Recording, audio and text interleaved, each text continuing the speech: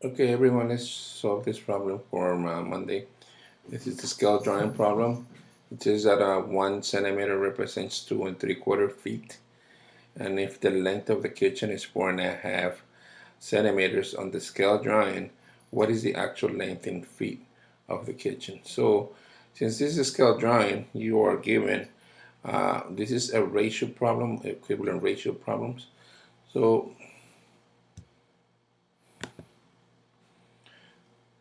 so let's work on equivalent ratios.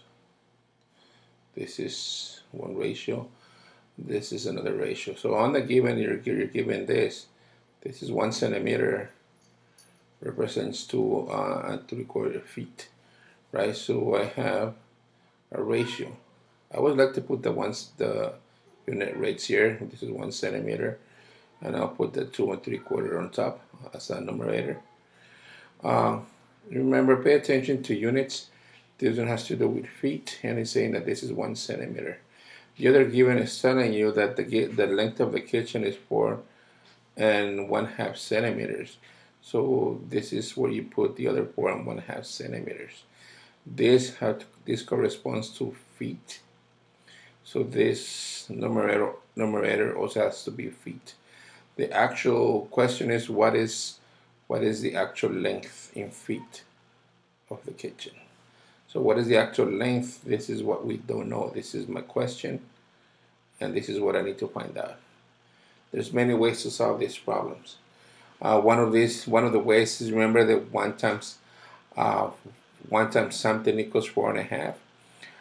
Because this is an equivalent ratio, whatever I multiply this number to get this, I also have to do the same thing to the numerator.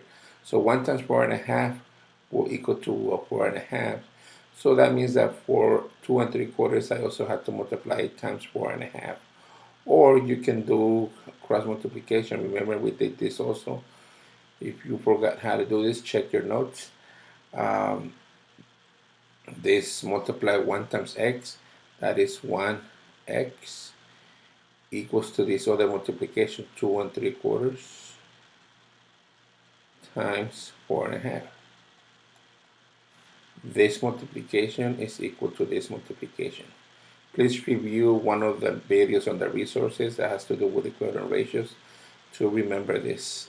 So 1 times x is just x, and that equals to this multiplication. Now I can't multiply like that.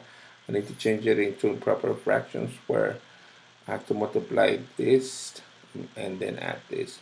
So 4 times 2 is 8, plus 3 is 11, and I keep the same denominator 4. Same thing, make it into improper fraction by multiplying the denominator with this whole number. 4 times 2 is 8, plus 1 is 9. So 9 equals to, 9 over 2, keeping the same denominator. That's just a simple multiplication. 11 times 9 equals to 99. And 4 times 2 equals to 8.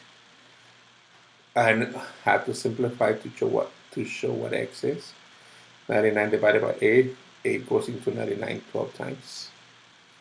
Remember that 12 times 8 equals to 96, and I have 99 here, so I have 3 as a remainder, 3 eighths as a remainder. So this will be my missing value. So which will be answering my question that in 4.5 centimeters on the drawing, on the scale drawing, it represents actually 12 3/4 feet. Okay, so the actual length.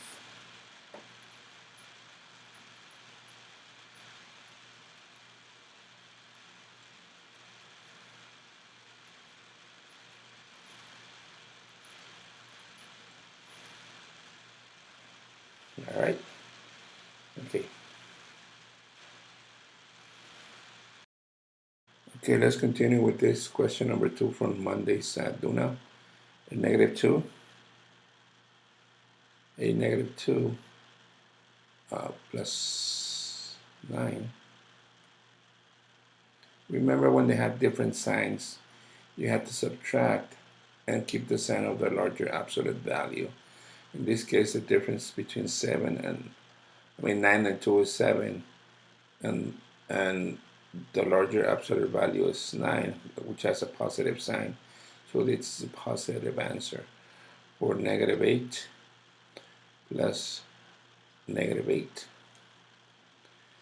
The rule is when you have the same sign, you add. So this will be 16, and you keep the sign.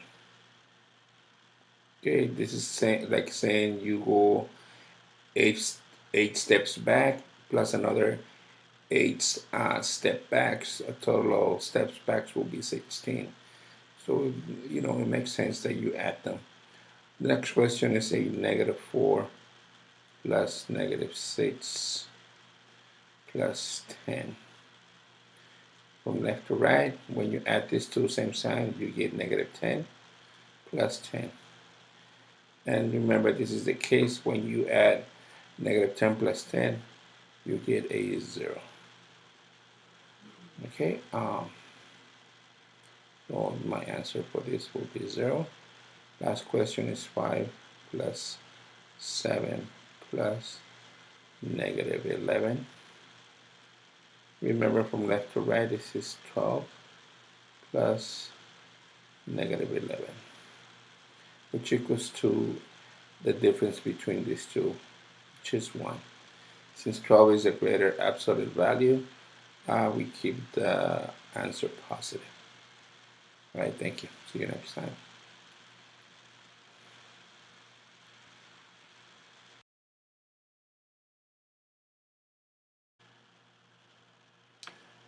Okay, this is due now from Wednesday. There's many ways to solve this. One of the things that we practice, and the reason why we're doing this is because we need to get familiar with this. We practice how to change everything into addition before switching everything. Of course, you can always follow order of operations and solve that. But right now, we're practicing how to change any subtractions into addition. So in this case, the order of operations, we do parentheses first. So in this case, 4 and 4 over 7 stays the same. Minus, I'm just going to change one thing at a time, 4 over 7. This subtraction becomes plus, and the opposite of 10 will be negative 10. Now that I did this, I can go ahead and change this. When I change this, then I have to change this and this. Okay, so this one stays the same, 4 and 4/7. This changes to plus. The opposite of 4 and 4 over 7 will be negative 4, 4 and 4 over 7. Plus, this negative 10 becomes just a positive 10. Now you don't need that, really. You don't need this parentheses anymore because everything is addition. So basically you have 4 and 4 over 7 plus negative 4 and 4 over 7 plus 10. These two will cancel each other out because they have the same value, absolute value, but they're running into opposite sides. So this is 0 plus 10, which equals to just 10. And this will be my answer for this problem. Now the second problem is also practicing some of the strategies to solve these problems. For example, one of the strategies we talked about was breaking down this problem into maybe 5 plus negative 4. You break down the fraction plus negative 4 over 7. We do this because we can actually do this. 4 plus this, 5 plus negative 4 will give you 1, and 1 plus this, negative 4 over 7, will mean you just have to subtract this. So this is, because they have different signs, this is 1, take away 4 over 7. Remember, this is like a 0, and there's nothing here, so you have to regroup. This 1 becomes 0, and I had to regroup it as 7 over 7. Now 7 take away 4 equals to 3 over 7, and my answer is 3 over 7. All right.